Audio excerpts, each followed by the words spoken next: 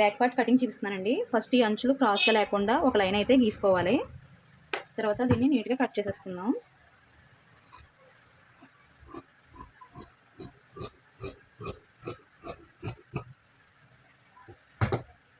Blouse నడుము కొలత వచ్చేసి 36 ఇంచెస్ వచ్చిందండి. 36 ఇంచెస్ అంటే ఇది పెద్ద సైజ్ బ్లౌజ్ అండి. మీకు ఆల్రెడీ చెప్పాను, 30 కంటే తక్కువ వస్తే చిన్న సైజ్ బ్లౌజు, అలాగే 35 లోపు వస్తే మీడియం సైజ్ బ్లౌజు, 40 లోపు వస్తే పెద్ద సైజ్ బ్లౌజు. ఇప్పుడు 36 ఇంచెస్ని 4 ఫోల్డింగ్స్ కింద వేసుకోవాలండి టేప్ తోటి. ఇలా ఆ ఫోల్డ్కి 18 వచ్చింది. 18 మళ్ళీ ఫోల్డ్ చేసుకోవాలి. 9 ఇంచెస్ అయితే వచ్చిందండి. 9 ఇంచెస్ నడుము కొలత దగ్గర మార్క్ చేసుకుంటానండి. అలాగే 1 ఇంచ్ వచ్చేసి డాట్ కోసం, 1.5 ఇంచ్ ఖర్చు కోసం.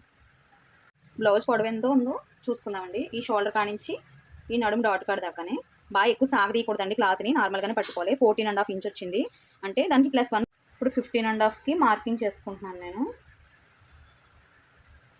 కొంచెం దూరంలో ఇంకొక స్ట్రైట్ లైన్ అయితే గీసుకోవాలి 15.5కి. షోల్డర్ స్ట్రైట్గా రావడం కోసం. ఇది పెద్ద సైజు బ్లౌజ్ కాబట్టి షోల్డర్ వచ్చేసి 5.30 పెట్టుకుంటున్నానండి నేను.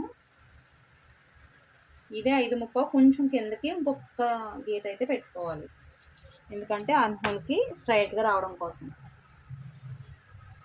ఇది 6 ఇంచెస్ అండి.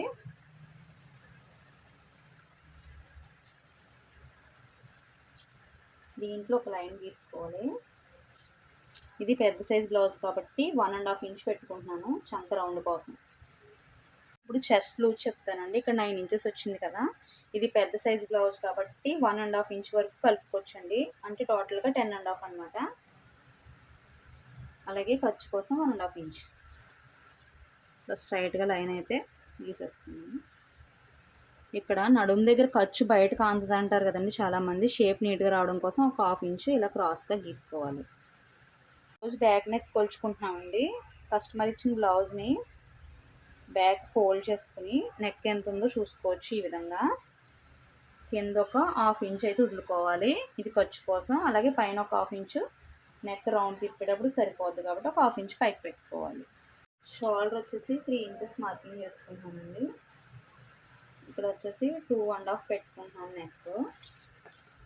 డీప్ కావాలంటే 3 ఇంచెస్ కూడా పెట్టుకోవచ్చు.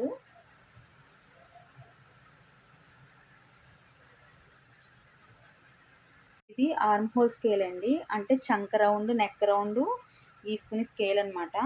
మనకి టైలరింగ్ షాప్లో అవైలబుల్గా ఉంటుంది. దీంతో నెక్ నీట్గా రౌండ్గా గీసుకోవచ్చు. ఇక్కడ గీసేటప్పుడు మీరు ఈ డాట్ స్కేల్కి టచ్ అవ్వాలి, ఈ గీత టచ్ అయ్యేలా చూసుకుని ఈ రౌండ్ అయితే గీసుకోవాలి. చాలామంది షోల్డర్ జారిపోతుంది, కరెక్ట్గా భుజం మీద కుట్టు రావట్లేదు అని అనుకుంటారు కదండి. ఇటు సైడు ఒక 1/2 ఇంచు లేదా ఒక 1/4 ఇంచు వరకు డౌన్ చేసుకోవాలండి ఇలాగా. అప్పుడు ఫిట్టింగ్ నీట్గా వస్తుంది.